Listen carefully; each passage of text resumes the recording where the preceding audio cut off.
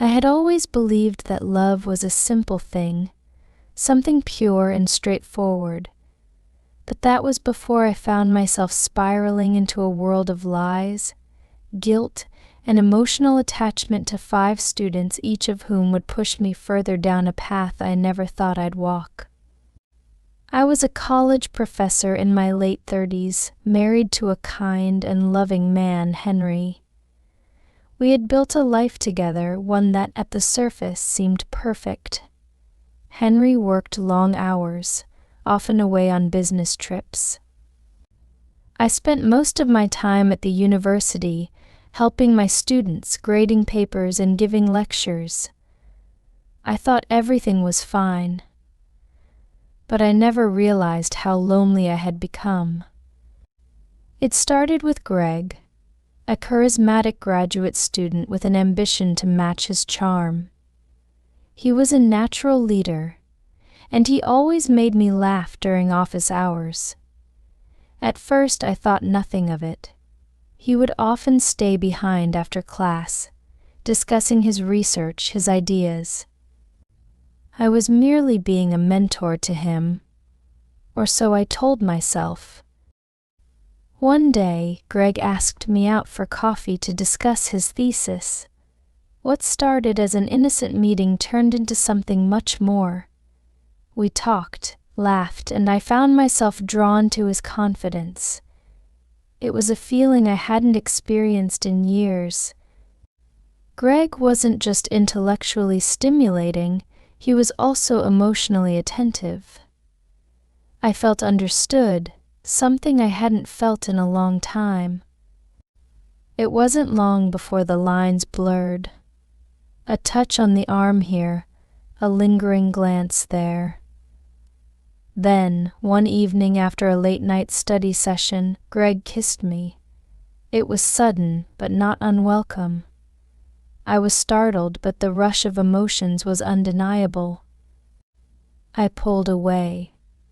But he wasn't deterred. He was persistent, and I was weak. I knew I was crossing a line I couldn't return from. The guilt ate at me, but I justified it by telling myself it was a one-time mistake. I never thought it would happen again, but it did. What followed with Greg was an affair that stretched over months, but Greg wasn't the only one. My vulnerability made me susceptible to the attention of others. One by one, 5 students became involved with me, each of them filling the void left by Henry's absence, each of them offering me a type of affection I hadn't realized I was craving. There was Mike, a quiet, intelligent undergrad who had an almost shy intensity about him.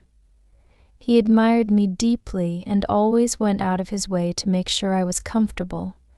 His devotion was almost overwhelming. Then David, a talented athlete whose rugged exterior hid a tender heart. He would share intimate, almost poetic thoughts with me, making me feel like the most special woman in the world. His physical presence was powerful, and it gave me a false sense of security, like I was wanted in a way that I had not been in my marriage.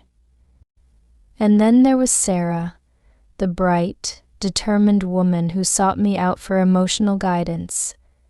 I thought we were just friends, but over time our bond deepened into something I couldn't control. She opened up to me about her family issues, and I shared my own struggles.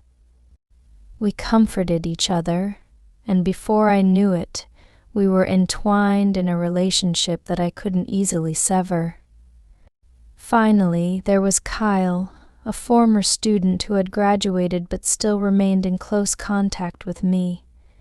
He was distant at first, but his quiet strength began to affect me. He knew my darkest secrets and had a way of making me feel seen and understood, like no one else ever could. With each new affair, I became more entangled. At the time, I convinced myself it was just about emotional connection, about finding something missing in my life. I was so deeply lonely that I failed to see how unhealthy my actions had become. The affection and attention I received were like a drug. The guilt was there, but it was overshadowed by the fleeting moments of happiness these students gave me. Eventually, things began to unravel. Henry, who had always been away on business, started to notice changes in me. He'd see me distracted, less engaged when he was home, and my excuses for my late nights at the university became less believable. The truth, however, came out in the most unexpected of ways. One of the students, Mike, came to me one evening and confessed he could no longer continue our affair. He said he didn't want to be part of the chaos anymore and couldn't live with the fact that I was married. He loved me, but he couldn't live with my lies. He walked out of my life that night, and I never saw him again. In that moment, everything changed. The lies, the betrayals, the hollow connections, all of it came crashing down. I was left with the overwhelming weight of guilt, regret, and a deep sense of shame. I knew I had hurt Henry, but I had also hurt myself in ways that I couldn't even comprehend. The emotional damage from those affairs wasn't just external, it had hollowed me out. The aftermath was brutal. Henry found out through a mutual friend who had been aware of my indiscretions. The conversations were heartbreaking. He was devastated, but in his anger, he also sought understanding. I tried to explain, tried to rationalize, but I knew there was no justification for what I had done. The love I thought was lost had been there all along, waiting for me to return. But the damage was done. It's been years since then, and I've worked hard to rebuild what I shattered. Henry and I are no longer together, and I respect the boundaries he set. But the pain of what happened still lingers.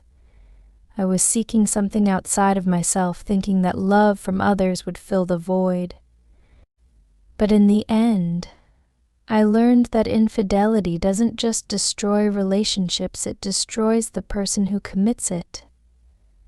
The guilt never goes away, the self-loathing is persistent, and the emotional scars remain long after the affair is over. If there's one thing I've learned through this, it's that you can't find the love you seek in the arms of someone else. You have to find it within yourself, and if you're lucky, you'll find it again in someone who truly sees you, not just the facade, but the real person underneath.